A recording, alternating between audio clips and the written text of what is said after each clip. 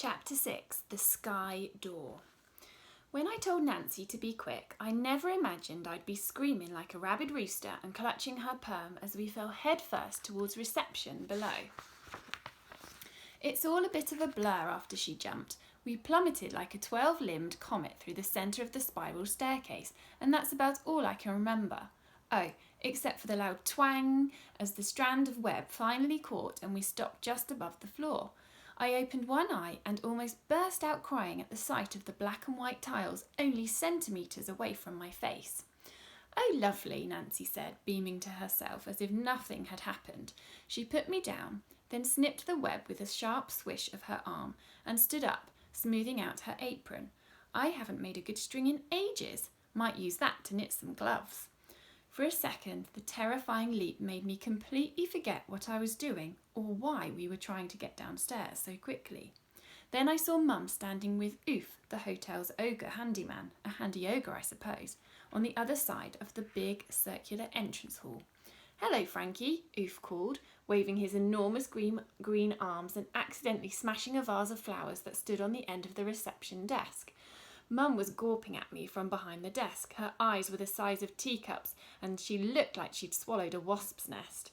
"Mum!" I scrambled to my feet and tried not to be sick or fall back down. My head felt like someone had reached inside and swizzled it up with an egg beater. "Francis, what on earth is going on?" Mum barked. I hate it when people call me Francis. Mum and Dad only use that name when I'm in trouble. It's their secret weapon. "Well, I'm waiting." I ran round the fountain in the middle of reception and up to the stone desk where she was drumming her fingers angrily. Oof copied her, thudding his fingers down, but grinning instead of scowling. "Are you crazy?" Mum said. Her face had turned from shock to furious. "I can't believe you and Nancy were bungee jumping in front of the guests." "Mum, we weren't. Listen. You're in serious trouble, Francis." For a second, I half expected to see steam coming out of Mum's ears. "Do you know how dangerous that is? Do you? And what do you have to say for yourself, Nancy?" If Granny Regurgita hadn't been on Dad's side of the family, I would have sworn I could see a bit of her in Mum just then. Mrs. Bannister, I can explain." Nancy looked ashamed and fiddled with the frilly edge of her apron. "Mum, you've got to listen to me." Mum opened her mouth to speak again, but I knew if I let her throw a wobbly, she'd be yelling for hours, and I wouldn't be able to get a single word out. "Incoming!" I screamed in her face as loudly as I could. My voice echoed round the reception hall and back up the staircase. It was like 1,000 Frankies all yelling, one after another, and it certainly did the trick. Mum stuttered with surprise and her forehead wrinkled up. She closed her mouth, opened it, and closed it again. "What?" she finally said after a few seconds. "There's a messenger outside." My heart felt like it was about to play a tune on the inside of my ribcage. "A goblin messenger. Open the doors." "A messenger?" Mum said, jolting to attention. "Why didn't you say so?" Mum was very proud of the hotel's customer service and would never leave a magical creature outside in such terrible weather. "Oof, find Mr. Bannister," said Nancy. "He'll want to know about this." "Oof, find," said the ogre, and clomped off towards the kitchens. The reception desk was carved out of stone and had twisty trollish writing engraved around the edges. It was part of the troll magic that kept the hotel invisible, and in the centre of its flat surface were 3 large keyholes circled by gold symbols of a fish, a snake, and a bumblebee. "Sea door or sky door?" Mum said, pulling out a large brass key that she wore on a chain around her neck. "Sky door!" I shouted. I was far too excited to speak normally. With that, Mum pushed the key into the keyhole with the bumblebee symbol and turned it with a loud clunk. Suddenly, the whole of reception sprang into life under our feet.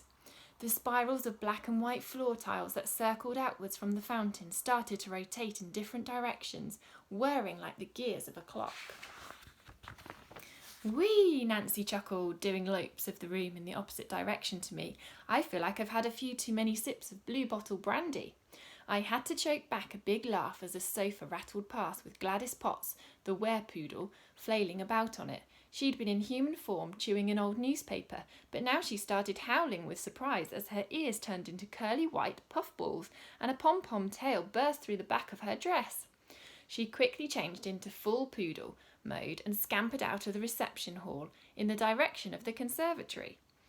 The snake lock opens the front door, and if Mum had turned the key with the fish symbol, the fountain in the middle of the room would have slid away to reveal a deep well that leads all the way under the hotel and out to sea. That door was mostly used by mermaids and sea swelks on their holidays. The mechanism in the floor began to slow, and reception stopped spinning. I looked up and saw the last corner of the ceiling slide away. 10 floors up now. There was nothing between us on the ground and the storm high above, and rain started to fall straight down through the centre of the great spiral staircase. "Can you see anything?" Mum yelled over the rain. Nancy put an arm around me, and we both stared upwards, squinting.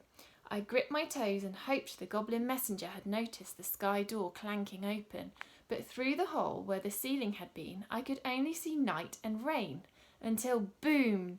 Thunder and lightning crashed together. The storm was right overhead. The blackness flashed white, and I saw the shape of the raven and its rider hurtling down towards us. Squawk!